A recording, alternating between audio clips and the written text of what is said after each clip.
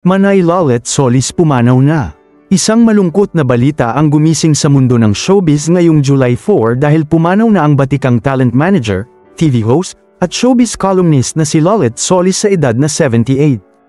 Ang pangunahing karamdaman ni Lolet Solis bago siya pumanaw ay ang kidney failure.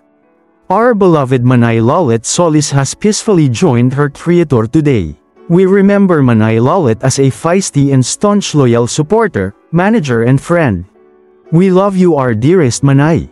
You will forever be in our hearts. Bago bawian ng buhay, nakapag-post pa si Manay Lolet sa Instagram tungkol sa kanyang anxiety at takot matapos ma-hospital.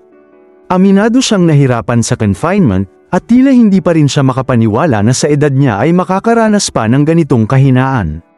Hopeless, helpless, weak ka. Para bang hindi mo alam where and what to do. Pero alam mo naman si God, alam niya when or where ibibigay sa iyo ang mga bagay. Nagsimula siya bilang police beat reporter noong 1970s bago tuluyang naging isang respetado at minsan ay kinatatakutang showbiz columnist. Bilang talent manager, inalagaan niya ang mga bigating pangalan gaya ni Gabby Concepcion, Tonton Gutierrez, Christopher De Leon, Lorna Tolentino, Rudy Fernandez, at Bong Revilla. Bagamat marami siyang nakabangga sa industriya, hindi rin matatawaran ang kanyang dedikasyon, pagmamahal, at malasakit sa mga artistang kanyang minahal. Nagbigay rin ng taos-pusong pamamaalam si Cavite Rep. Jolo Revilla, na alaga rin ni Manay noon. Kalakip ng kanyang post ang larawan ni Lolet at isang madamdaming mensahe na rest in peace Nanay Lolet.